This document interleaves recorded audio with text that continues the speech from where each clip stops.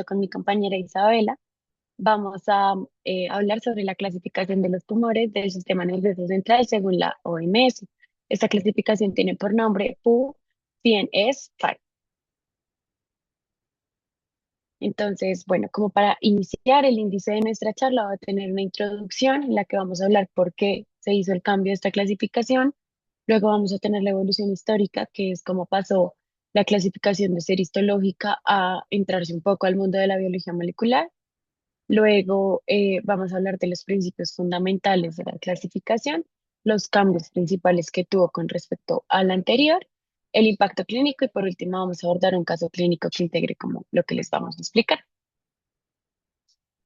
Bueno, entonces a grandes rasgos los objetivos de la charla son comprender el propósito de la clasificación de la OMS de tumores del sistema nervioso central, explicar la evolución hacia el diagnóstico integrado, reconocer la organización general de las principales familias tumorales, interpretar la nomenclatura diagnóstica actual y comprender los principales cambios de la gradación de la clasificación CNSQ. Bueno, entonces, en primer lugar, pues les voy a hablar un poquito de la introducción, como qué es la clasificación de los tumores del sistema nervioso. Entonces, para entender cómo, por qué aparece la WHO-CNS5, primero tenemos que entender cuál es la limitación del modelo anterior. Entonces, tradicionalmente, los tumores del sistema nervioso central se clasificaban principalmente con base a sus características morfológicas e histológicas, es decir, lo que se veía en los laboratorios de patología de las biopsias que se sacaban de sus tumores. Entonces, pues la pregunta a grandes rasgos y la forma en la que se clasificaba era la forma en la que se ve el tumor al microscopio. El problema es que los tumores con características histológicas similares pueden tener alteraciones moleculares diferentes, es decir, pueden tener ciertos comportamientos que son diferentes, a pesar de que pues, se vean iguales como microscópicamente. Entonces, esto puede representar entidades biológicas diferentes con diferente comportamiento clínico. Entonces, con el desarrollo de la biología molecular y con la llegada como de las nuevas tecnologías en el último siglo, empezamos a identificar alteraciones genéticas recurrentes que tienen pues un valor diagnóstico y además pues cambian el rumbo terapéutico y el rumbo pronóstico de estos tumores que se estaban pues, clasificando con este sistema. Entonces la OMS hizo este cambio que no consiste simplemente como en agregar unas pruebas genéticas adicionales a la clasificación anterior, sino que el cambio principalmente se hace como un diagnóstico integrado. Entonces, la morfología y la biología molecular se interpretan como conjuntamente. Entonces, pasamos como de preguntarnos cómo se ve este tumor a preguntarse más bien cómo qué tumor es desde el punto de vista biológico y la forma en la que se comporta desde ahí. Entonces, este cambio que se hace en la clasificación permite también que pues esta misma forma de clasificarlo se acerque un poco más pues al modelo de medicina de precisión, que es pues, de lo que se está hablando como en este último tiempo. Bueno, entrando un poco como a la evolución, entonces es como de la clasificación histológica a la clasificación integrada, que era lo que les estaba hablando un poco en la anterior. Entonces, hemos hablado de una evolución desde la clasificación WHO 2016, luego pasamos a la C-Impact Now y ahorita estamos hablando de la clasificación WHO CNS5, que salió en el 2021. Entonces, pues como se pueden dar cuenta, este cambio no ocurrió como de un momento para otro, sino es un cambio pues que ha sido un proceso progresivo. Entonces ahí pues de pronto en la imagen que tienen en la diapositiva que se está proyectando, ven un poco como lo que ha ido cambiando y lo que se ha ido implementando en pues la forma en la en la que se clasifican, pero el primer gran punto de inflexión de la JU 2016 es como la incorporación del diagnóstico integrado, porque se inicia la combinación como de esta tecnología o de esta información histológica con los marcadores moleculares, que es como un poco la forma en la que se va a comportar el tumor y lo que nos dice el pronóstico y ciertas guías terapéuticas. Luego en la C-Impact Now fue muy importante como este cambio porque permite incorporar rápidamente nuevos descubrimientos moleculares. Entonces, se generaron unas recomendaciones entre las diferentes ediciones oficiales que tenía la OMS. Entonces, como que se le dijo como, se recomendaba que aparte de lo que se estaba haciendo como a nivel histológico, habían cosas puntuales de cierto, como marcadores moleculares, que hacían que el tumor se comportara de forma diferente. Entonces, finalmente, pues después de como de estos estudios, en 2021 se consolida la WHO-CNS5, que es como un cúmulo de estos cambios que se le habían hecho a las anteriores clasificaciones. Entonces, no es una clasificación completamente nueva, sino como que es la consecuencia de una evolución que comenzó pues con la incorporación de la información molecular, como con todo el estudio de la biología molecular en el nuevo siglo. em, y pues además se refina como un poco guiado, sobre todo con la histología. Entonces, la histología me permite ver como qué tipo de tumor es y la histología me permite ver qué tipo de tumor es y la biología molecular me permite ver pues cómo se comporta, cómo se comporta. Entonces, bueno, dentro de los principios fundamentales de esta clasificación tenemos unos pilares muy importantes. Entonces, tenemos 7 pilares. Entonces, una vez que entendemos como esta evolución, pues podemos preguntarnos qué cambia concretamente en la forma en la que la clasificación WHO-CNS5 clasifica los tumores. Entonces, el principio central es que el diagnóstico se construye integrando diferentes niveles de información.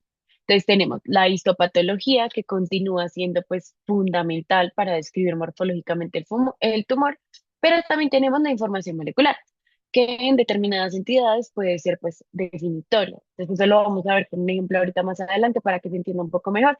Pero a grandes rasgos es que la información molecular nos da como el grado em, como en el que lo vamos a clasificar y eso nos indica pronóstico, resultados y guías terapéuticas. ¿Listo? Entonces, em, pues esta clasificación podría considerarse híbrida o como por eso el pilar número 3 es la taxonomía híbrida, porque no todos los tumores se definen exactamente con los mismos criterios. Entonces, en algunos tendrá mayor peso la morfología y en otros una alteración molecular específica o pues en otros puede ser una mezcla de ambos. Entonces, pues además de eso, la clasificación establece criterios diagnósticos esenciales y deseables, de manera que podamos identificar qué hallazgos son indispensables para establecer una entidad y cuáles simplemente como que la apoyan o apoyan el diagnóstico.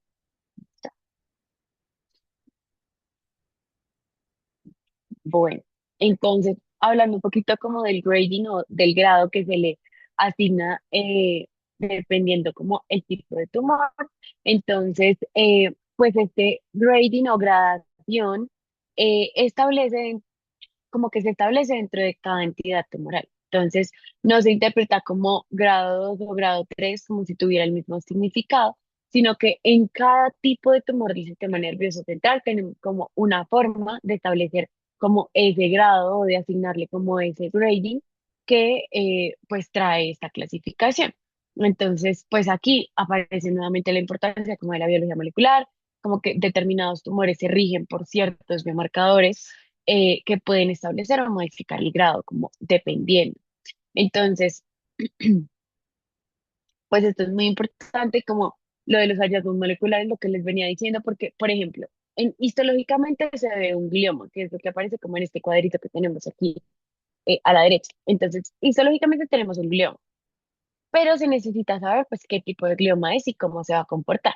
Entonces se buscan ciertos biomarcadores. Yo les puse aquí 4 que son como ejemplos de los biomarcadores que se buscan cuando estamos diagnosticando un glioma y para hacerle el grading, entonces tenemos el IDH1 o el IDH2, que son biomarcadores que están mutados en algunos tipos de gliomas, o está el TERT, que es una mutación en el promotor, el FR, que es como una amplificación en el factor, o el CDK N2A o N2B, que es como si hay una lesión homocigota. Entonces, ¿esto qué hace? Como esos biomarcadores que hacen es que aportan una información sobre la identidad y el comportamiento biológico del tumor. Entonces, esto nos ayuda como sabemos que es un glioma, pero dependiendo del biomarcador que tiene positivo o de las cosas que están como siendo positivas para el glioma, miramos cómo se trata y pues cómo se comporta.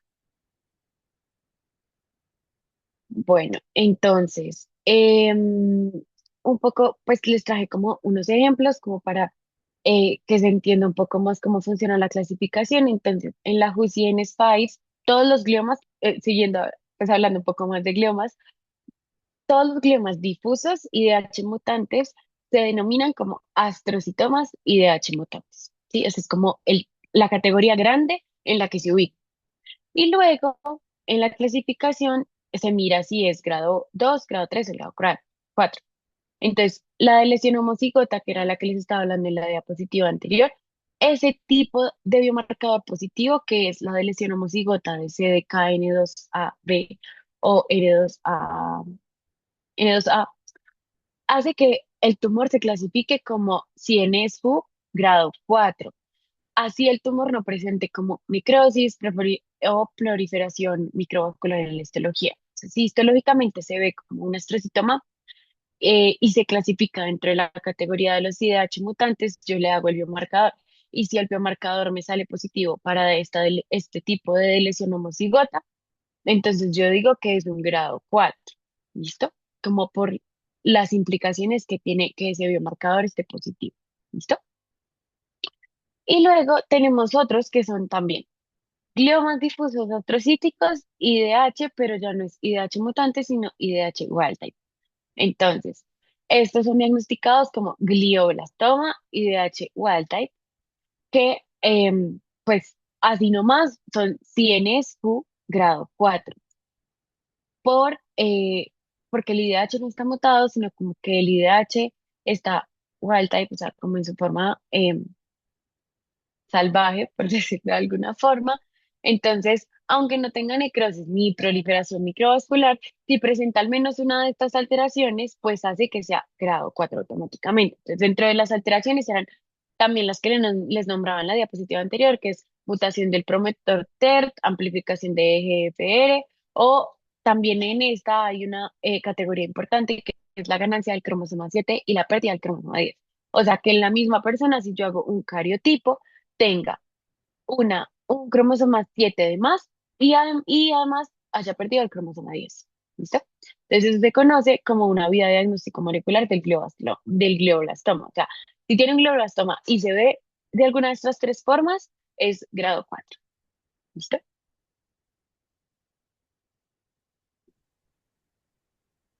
Bueno, ahora en cuanto a los principales grupos tumorales, tenemos 12 grupos. Están los gliomas, los tumores glioneuronales y neuronales, los tumores del plexo coroideo, tumores embrionarios, pineales, meningiomas, mesenquimales, hematolinfoides de la región celar, de células germinales y las metástasis al sistema nervioso central, que son los tumores más frecuentes. Y esta nueva clasificación incorpora nuevas entidades y modifica algunas que ya existían.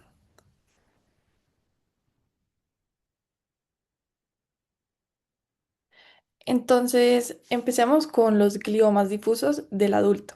Entonces, estos fueron redefinidos mediante biomarcadores moleculares y como pueden ver en el diagrama de la derecha, así se clasifican. Entonces, empezando por la fila de la derecha, glioma es IDH wild type y presenta al menos uno de los siguientes criterios, que son necrosis con proliferación microvascular, una mutación del promotor TERT, una amplificación de EGFR o la combinación de ganancia del cromosoma 7 con la pérdida del cromosoma 10, entonces se clasifica como un glioblastoma IDH wild type grado 4.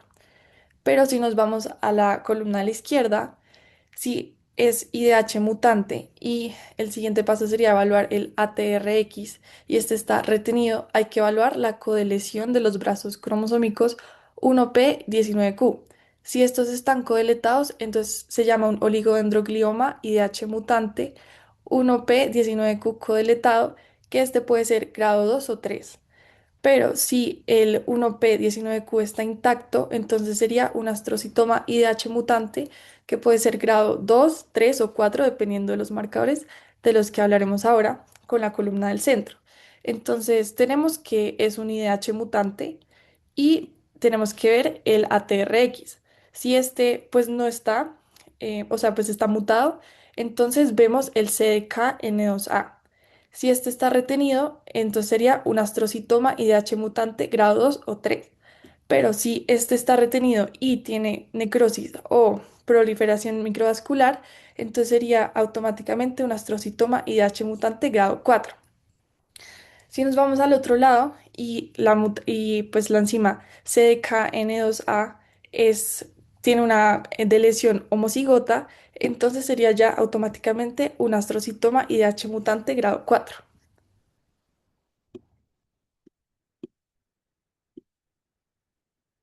Listo. Entonces, ahora, en cuanto a los gliomas difusos pediátricos, estos tienen unas mutaciones conductoras distintas a los gliomas del adulto. Las mutaciones IDH de las que hablamos ya son sobre todo en adultos. Estas prácticamente no existen en niños. Y estas se clasifican en dos grupos, pediátricos de bajo grado o de alto grado. En los de bajo grado, la entidad más frecuente es el glioma difuso de bajo grado con alteración de la vía MAP quinasa. Y también existe el astrocitoma difuso con alteración de MYB o MYBL1. También está el glioma angiocéntrico, que está asociado a epilepsia refractaria en niños. Y estos tumores en general tienen muy buen pronóstico. También tenemos el grupo de alto grado, en el que el glioma más importante es el difuso de línea media con una alteración de H3K27. Este automáticamente se clasifica como grado 4 y pues independientemente de la histología y tiene un pronóstico muy pobre y una supervivencia media de menos de un año. También tenemos al glioma hemisférico difuso con mutación H3G34 y también aparece una entidad que es el glioma hemisférico de tipo infantil, caracterizado por fusiones génicas de los receptores de tirosinquinasa. Y esto es importante porque pues, potencialmente se pueden tratar con inhibidores específicos que ya están aprobados en oncología. Entonces, el mensaje que quiero que se lleven de acá es que pues, las mutaciones son diferentes en los gliomas pediátricos y los de adulto y por eso estos constituyen una categoría independiente.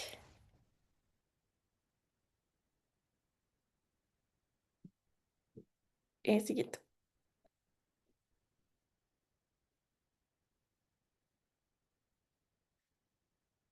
Entonces, ahora en cuanto a los gliomas astrocíticos circunscritos, a diferencia de los gliomas difusos que acabamos de ver, estos pues son tumores bien delimitados que se resecan pues fácilmente con la cirugía. Em, el astrocitoma pilocítico es el más frecuente de este grupo. Este se ubica en el cerebelo y pues puede producir síntomas como ataxia, hipertensión intracraniana, pero el pronóstico es muy bueno, ya que la cirugía es prácticamente curativa, por lo que se clasifica en un grado 1. Por otro lado, tenemos el astrocitoma, no, el anterior. Tenemos el astrocitoma subependimario de células gigantes. Este está asociado casi siempre a esclerosis tuberosa, que es una enfermedad pues, que causa mutaciones que activan la vía de mTOR y por eso algunos pacientes pueden tratarse con everolimus, que es un inhibidor de mTOR, en vez de hacer pues cirugía. Y pues en el grupo de comportamiento variable, que es el naranja, tenemos el santo astrocitoma pleomórfico que se ubica usualmente en el lóbulo temporal y presenta crisis convulsivas. Este es grado 2 o 3 según el índice mitótico. También tenemos el glioma coroide, que pues antes se pensaba que solamente aparecía en el tercer ventrículo, pero hoy sabemos que puede aparecer en otros lugares y este es grado 2.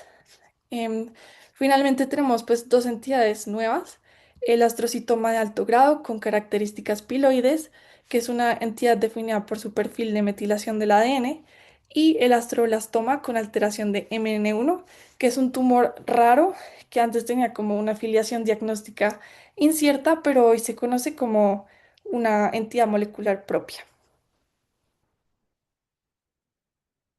Entonces, ahora, en cuanto a los tumores glioneuronales y neuronales, estos son una causa frecuente de epilepsia focal refractaria en pacientes jóvenes, por lo que muchas veces se diagnostica cuando se está haciendo la cirugía de epilepsia. Se incorporaron tres entidades nuevas a este grupo con la nueva clasificación. La primera es el tumor glioneuronal mixoide, grado 1, que se caracteriza por una mutación en PDGFRA. Luego tenemos el tumor neuronal multinodular y vaculado, que también es grado 1, que tiene alteraciones en la vía MAP quinasa y se presenta como lesiones corticales multifocales. También tenemos una entidad llamada tumor glioneuronal difuso con rasgos oligodendrogliales que sigue pues, en investigación. Y las entidades preexistentes, que pues en esta guía se modificaron la nomenclatura y los criterios, más no la parte conceptual, son los gangliogliomas de grado uno, que son el tumor sólido más asociado a epilepsia temporal crónica en niños y pacientes jóvenes, y el tumor neuroepitelial disembриoplásico, también grado uno, y el neurocitoma central, que es grado 2. Bueno, en cuanto a los ependimomas, estos son un muy buen ejemplo de cómo la ubicación anatómica y la biología molecular se combinan, pues para poder determinar el pronóstico del paciente. En la región supratentorial, los subtipos más relevantes son el ZFTA, Fusion Positive, que es de peor pronóstico, y el YAP1, Fusion Positive, de un pronóstico más pues, variable, pero en general mejor que el ZFTA. En la fosa posterior es pues, la ubicación más frecuente de ependimomas en niños pequeños y estos se dividen en dos grupos, el PFA y el PFB, según su perfil de metilación. El PFA afecta a niños más pequeños y tiene un peor pronóstico y el PFB afecta a niños mayores y adultos jóvenes y este tiene un mejor pronóstico.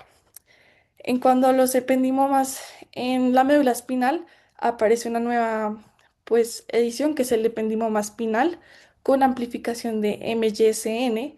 Este tiene un comportamiento agresivo, altas tasas de recurrencia y diseminación por el líquido cefalorraquídeo. Listo. Entonces, los meduloblastoma son el tumor cerebral maligno más frecuente en la población pediátrica y se originan típicamente en el vermicerebeloso. Estos se pueden presentar con ataxia troncal, cefalea, hidrocefalia obstructiva y pues en casos más avanzados también con bradicardia, hipertensión y respiración irregular. Aquí pues existen cuatro grupos moleculares con implicaciones pronósticas y terapéuticas muy diferentes. El primer grupo es el WNT activado, que tiene un mejor pronóstico y una supervivencia a 5 años mayor al 90%. El segundo es el grupo SHH activado, que se subdivide según el estatus de TP53. Cuando este está mutado, el pronóstico empeora y se asocia también con el síndrome de Li-Fraumeni. El cuarto grupo es non-WNT y non-SHH, que antes se llamaba como grupo 3 y grupo 4, porque no se entendía bien su biología, y este agrupa pues el mayor número de casos y tiene un pronóstico de intermedio a malo. Pero independientemente del grupo molecular, pues existen cuatro patrones histológicos. Está el clásico, que es el más frecuente, el desmoplásico nodular, el de nodularidad extensa y el de célula grande anaplásico. El mensaje clave es que estos patrones histológicos pues, aparecen dentro de cualquiera de los cuatro grupos, pero hoy por la parte molecular es la que determina pues, la estratificación del riesgo y la intensidad del tratamiento. Ok, ahora hablaremos de otros tumores embrionarios, además del medulloblastoma, que pues son clínicamente relevantes por su agresividad.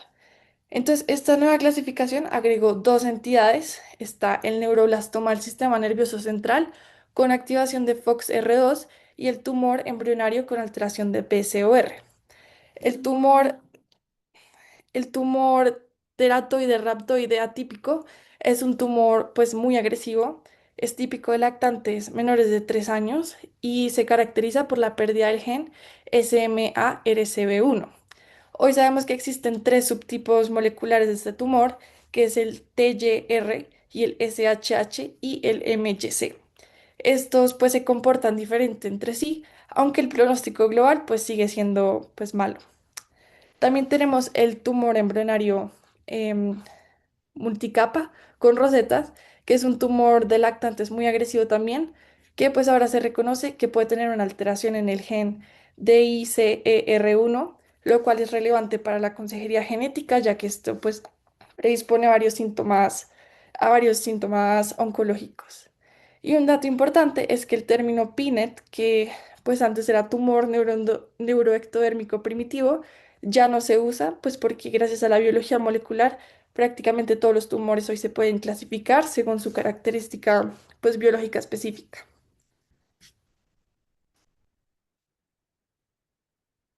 Ok, en cuanto a los meningiomas, este es el tumor primario del sistema nervioso central más frecuente en la población general, es más común en mujeres y su incidencia pues aumenta con la edad. Este se origina de las células meningoteliales del aracnoides y muchas veces es un hallazgo incidental y es completamente asintomático.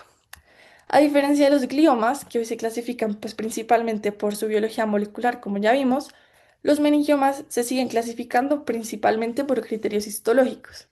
El grado 1 representa la mayoría de casos y no tiene criterios de atipia. Este tiene menos de 4 mitosis por 10 campos de aumento con bajo riesgo de recurrencia cuando se reseca completamente. El grado 2 tiene de 4 a 19 mitosis, tiene invasión de tejido cerebral o al menos de 3 a 5 criterios de atipia pues bajo el microscopio. El grado 3 tiene 20 o más mitosis o una anaplasia franca con apariencia similar a un sarcoma o a un carcinoma. Y este pues tiene un comportamiento maligno. Ahora, pues lo nuevo es que los marcadores moleculares, pues principalmente la mutación del promotor TERT y la de lesión homocigota del CDKN2A, hoy se usan para casos atípicos y pueden asignar directamente el tumor a un grado 3, aunque la histología pues no lo sugiera. Entonces, esto es como siguiendo el mismo principio del biomarcador sobre la histología que ya vimos con los astrocitomas y pues es clínicamente muy relevante. Entonces, pues en cuanto al impacto clínico de esta nueva clasificación, pues lo primero es que permite una precisión diagnóstica mejorada. Hay menos diagnósticos ambiguos, hay más concordancia entre el equipo médico y los criterios moleculares son objetivos y reproducibles, a diferencia pues de la interpretación subjetiva de la histología que usábamos antes. Lo otro es que la estratificación pronóstica pues se optimiza con la incorporación de biomarcadores. Lo tercero es que pues ahora aparecen terapias dirigidas a la mutación puntual de ese tumor. Entonces, por ejemplo, ya existen inhibidores BRAF en gliomas pediátricos o inhibidores IDH en los astrocitomas o ya se están creando también CAR T-cells dirigidas contra los antígenos tumorales específicos de varios de los tumores que vimos. Y por último, están los ensayos clínicos más homogéneos, ya que la selección de pacientes se hace por biomarcadores y esto pues evita que haya un sesgo de selección o que se seleccionen pacientes con tumores similares pero no iguales que puedan alterar los resultados.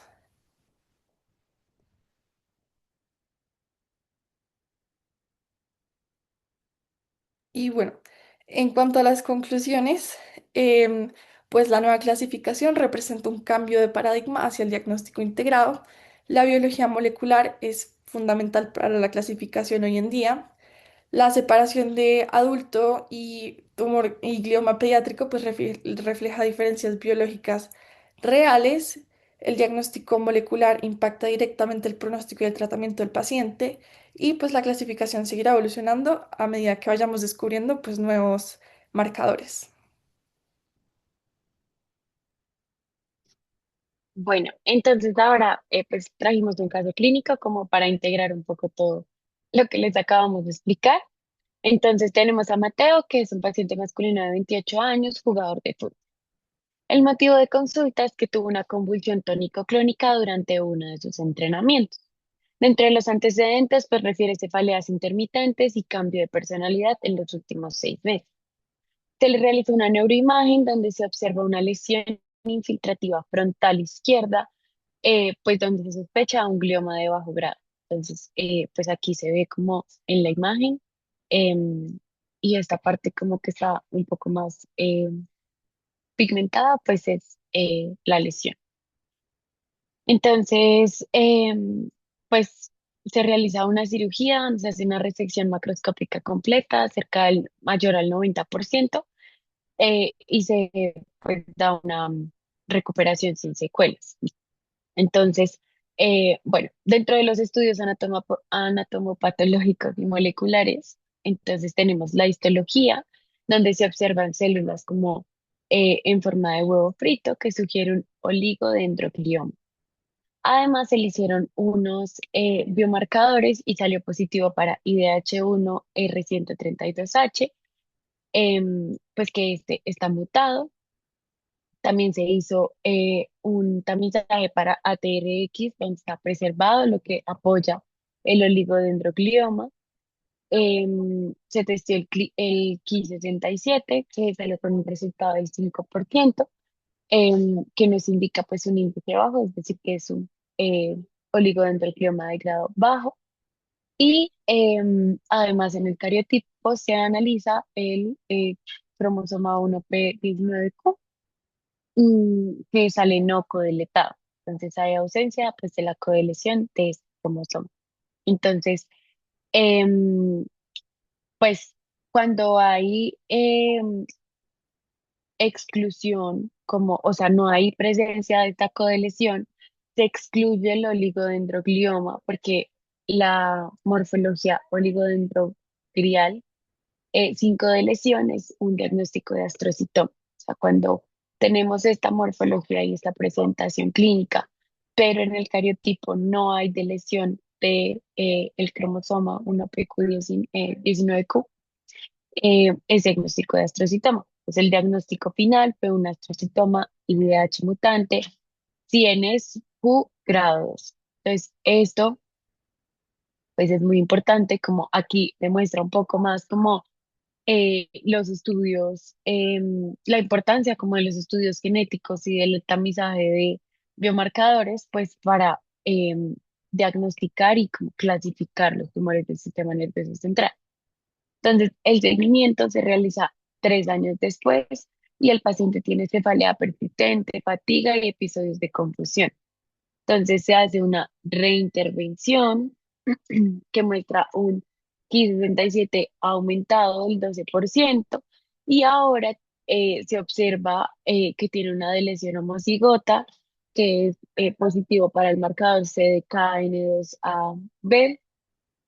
Entonces se hace como un diagnóstico nuevo y es un astrocitoma IDH mutante CNSQ grado 4, ya que como yo les había explicado y como Isa nos explicó de los astrocitomas, pues cuando tenemos esta de lesión homocigota positiva, pues es grado 4 independientemente de la histología que presente el tumor. Entonces, como el mensaje clave y lo que queremos que, pues, como que se lleven de la charla es que la biología molecular redefine el diagnóstico y el pronóstico de los tumores, y que es como el futuro en el diagnóstico, y además que un tumor puede cambiar de grado al descubrir pues nuevos marcadores. Recordemos que 3 años antes tenía una presentación diferente y al realizar el seguimiento pues encontramos un nuevo biomarcador positivo que además es un marcador significativo de agresividad. Entonces pues como la importancia, destacar la importancia de las pruebas y los biomarcadores microbiológicos.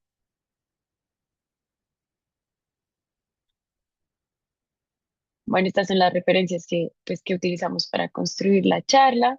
Y por último, pues les tenemos un Kahoot. Entonces, em, ya.